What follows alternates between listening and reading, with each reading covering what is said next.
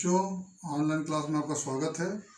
आज हम भूगोल के अध्याय 2.1 का अध्ययन करेंगे। इसके अंतर्गत हम उत्तर तथा उत्तर पूर्वी पर्वतमाला के बारे में पढ़ेंगे। लेकिन उससे पहले हम देखते हैं कि भारत को संरचना के आधार पर कितने प्राकृतिक भागों में बांटा गया है।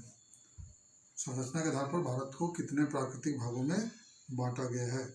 इसके अंतर्गत संरचना के आधार पर भारत को 5 प्राकृतिक भागों में बांटा गया है। पहला है उत्तर तथा उत्तर पूर्वी पर्वतमाला, उत्तर तथा उत्तर पूर्वी पर्वतमाला। दूसरा है उत्तर का विशाल मैदान। तीसरा है प्रायद्वीपीय पठार। चौथा समुद्र तटीय मैदान और द्वीप समूह। पांचवा है भारतीय मरुस्थल। ये 5 उसकी अलग अलग संरचनाएं हैं। तो अभी हम पहले पढ़ेंगे उत्तर तथा उत्तर पूर्वी पर्वतमाला।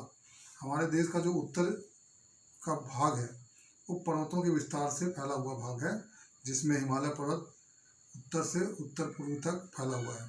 तो यहाँ पर हम देखते हैं कि हिमालय की उत्पत्ति कब हुई और हिमालय को नवीन वलित पर्वत क्यों कहते हैं। हिमालय की उत्पत्ति लगभग 5 करोड़ 50 लाख वर्ष पहले हुई है। 5 करोड़ 50 लाख वर्ष पहले। लेकिन अन्य पर्वतों की तुलना में हिमालय पर्वत का निर्माण काफ़ी बाद में हुआ है, इसलिए से नवीन वलित पर्वत कहते हैं। चूँकि अन्य पर्वतों से नया है और वलित मतलब पृथ्वी के किसी हिस्से पर वलय दबाव पड़ने के कारण उसके हिस्से ऊपर की ओर उठते गए, जिससे हिमालय पर्वत का निर्माण हुआ, इसलिए से नवीन वलित पर्वत कहते हैं।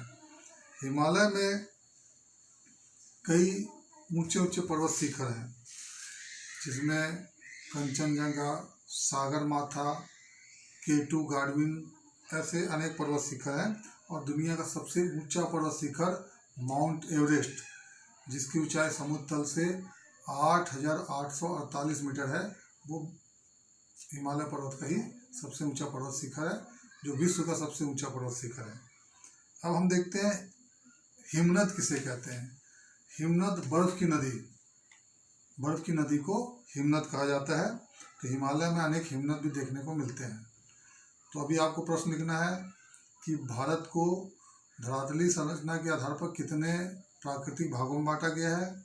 दूसरा, हिमालय को नवीन वलित पर्वत क्यों कहते हैं। तीसरा प्रश्न, हिमालय की उत्पत्ति कब हुई। चौथा प्रश्न, हिमनद किसे कहते हैं। अब यहाँ पर हम देखते हैं कि हिमालय के तराई क्षेत्र में जो उसका निचला भूभाग है, उसके अंतर्गत कई महत्वपूर्ण दर्शनीय स्थल भी हैं, कई महत्वपूर्ण क्षेत्र हैं। कश्मीर घाटी भी हिमालय के तराई क्षेत्र में स्थित है। तो उसके बारे में हम कल पढ़ेंगे। आज इतना ही, धन्यवाद।